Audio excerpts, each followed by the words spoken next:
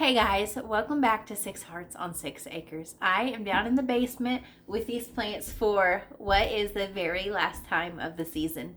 Today is the day that it is time to begin the hardening off process. Hardening off is a very important step that you take with your seedlings. These plants have been grown in my basement, which means they have not had access to true strong sunlight. They have had grow lights, LED lights, but these are not anywhere near as strong as the sun is. They have not had access to wind. They have fans blowing on them pretty much at all times, but it is a light breeze. It is not the heavy winds that we get here in southwest Missouri. They have not had access to any pest pressure or anything that really could deter them from growing.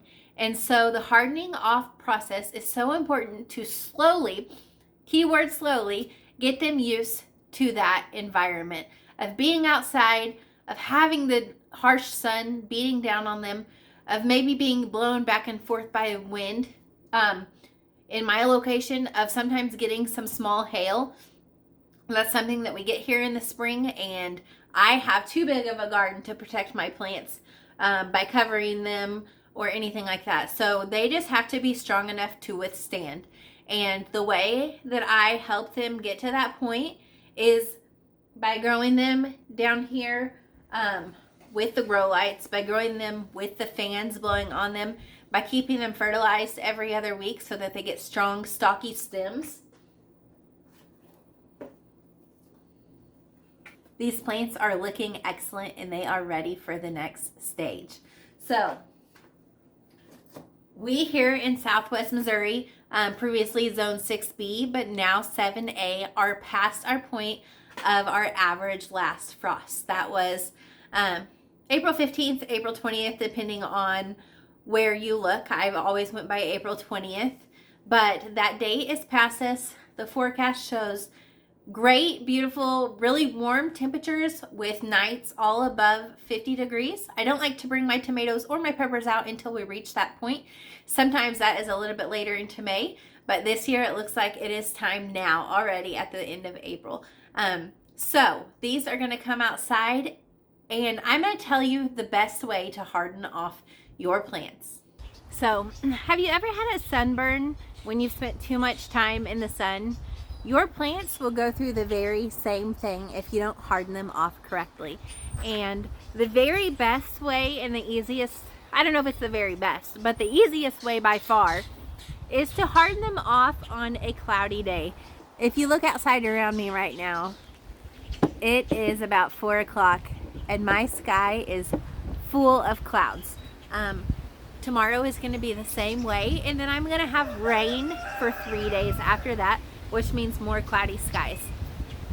Not having that harsh sun beating down on my plants when I first bring them out is going to allow them to just get small amounts of sunshine and to get strong and to get used to that sun on their leaves, and so that they don't burn. It's called hardening off, but your plants really will get harder. Your leaves will get thicker. They won't be as flexible, as pliable. They kind of grow almost a layer of sunscreen on them to protect them from that harsh sunshine that they are going to get as they get planted out into your garden. I'm going to talk you through both ways of hardening off in case you don't have those beautiful cloudy skies like I have right now. I have an audience watching me right now. You can hear my rooster crowing, but look down at my feet. Hey, grizzly bear. Hey, big boy.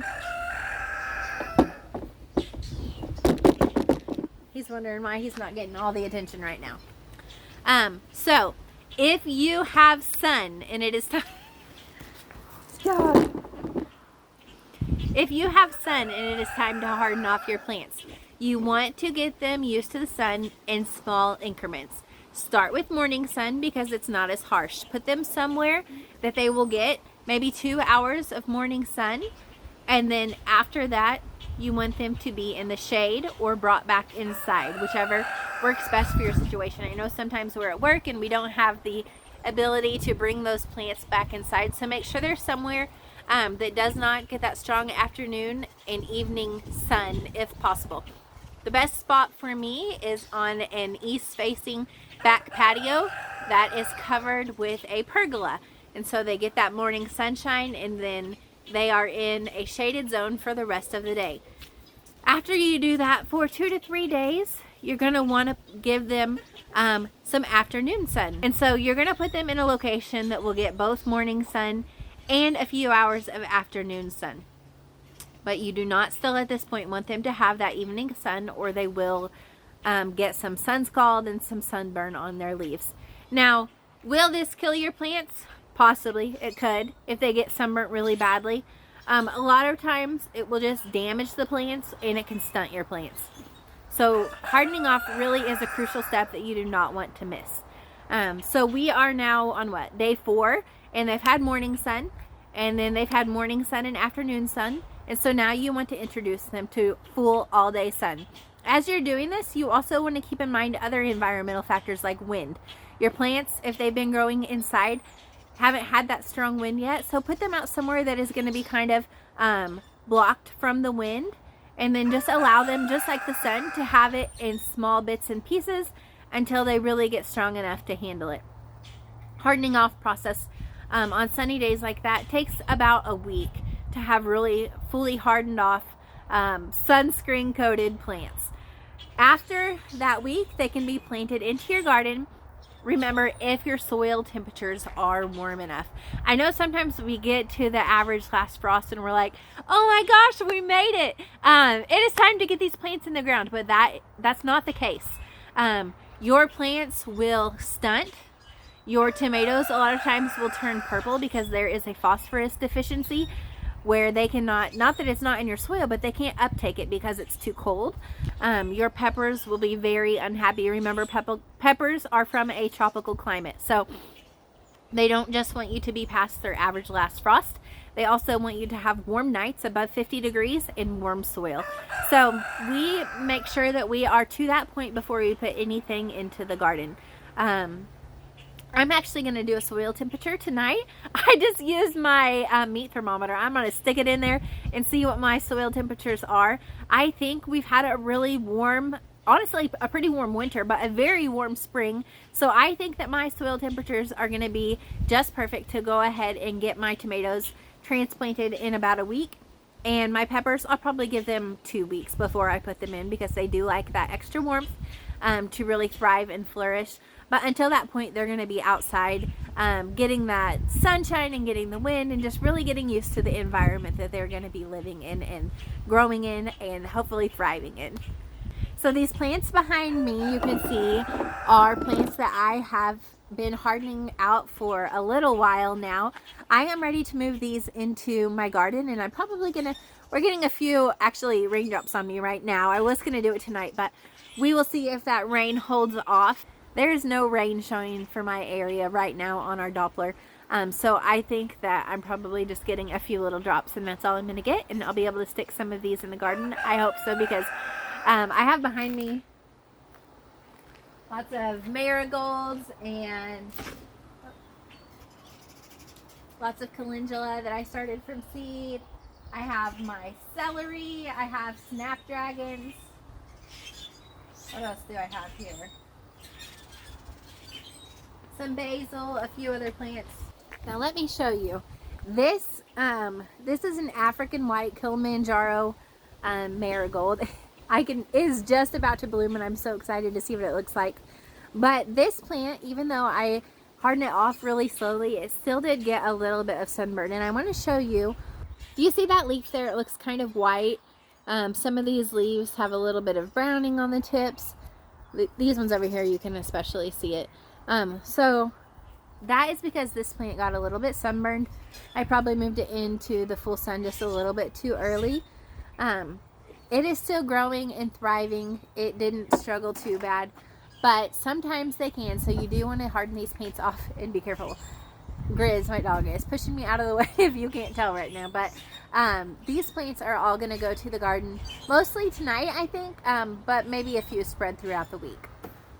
All right, I'm gonna go ahead and start the hike of doing stairs 50 times, bringing up all of my tomatoes and peppers and basil and anything else I have growing in the basement, and start to get them hardened off so I can get them in my garden and start growing.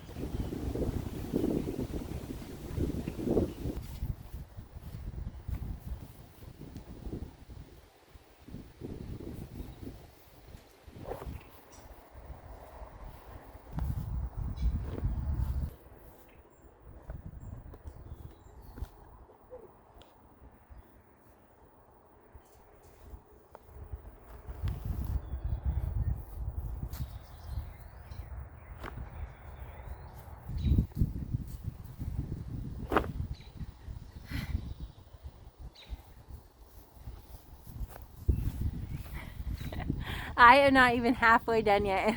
I am already starting to sweat. This is why I make sure that my temperatures are perfect for hardening off, and then I don't have to go in and out with these plants, because within me in my basement, I have to go up and down like 20, I think it's 25 steps. So 50 steps to get these plants, each one out. It takes me a little while to do, and it definitely makes me out of breath. So I just want to do it one time. Back at it.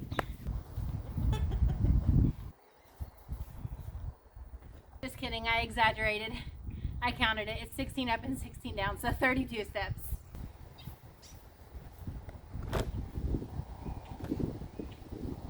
All right, I am tired. We're gonna make this really quick here.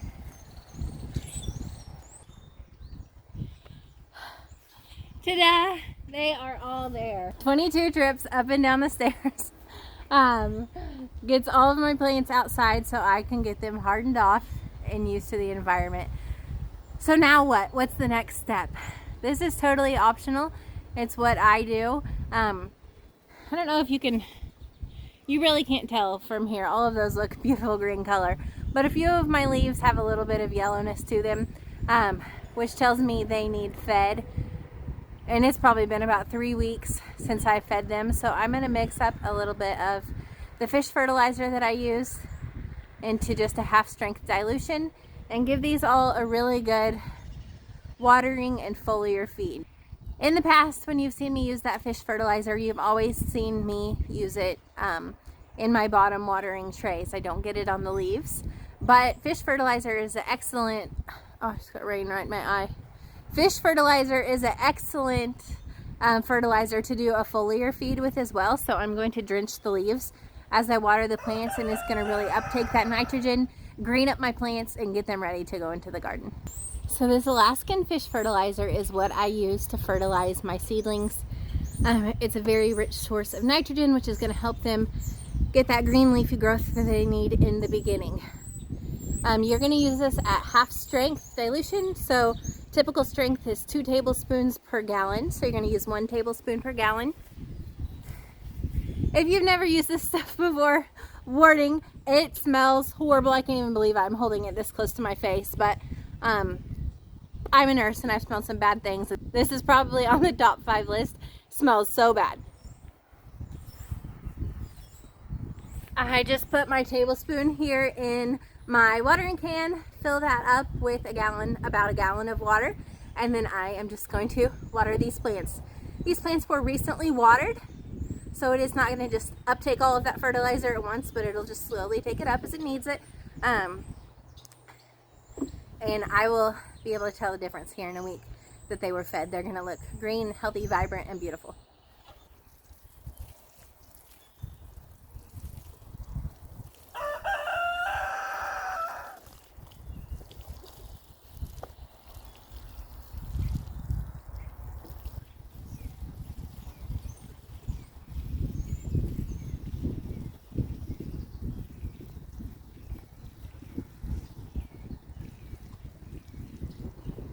All these plants are now good to go. They've all been fertilized. They are looking so good. I'm so excited for my garden this year. Just seeing them out here all in one space, just really, like, it makes me feel something. I cannot even believe that these plants were started from seed. It has not even been very long. Like the tomatoes, I started them like March 5th, I think. And today is April 23rd, so it hasn't even been 2 months. It's been like a month and a half, and they're already looking that great. Doing this on your own is not as hard as people think. I will link my video in the cards of my grow station so you can see what you need to do it on your own and how easy it is. Right now is kind of the time when those things will go on clearance. So be stocking up for next year so you can start your garden by seed in just a small area of your home. I am going to go in and make dinner for the night, get all of these hungry kiddos of mine fed. Thank you so much for watching. If you like this video and you want to continue on this garden journey with me, go ahead and subscribe to my channel, and I will see you next time. Thanks so much for being here.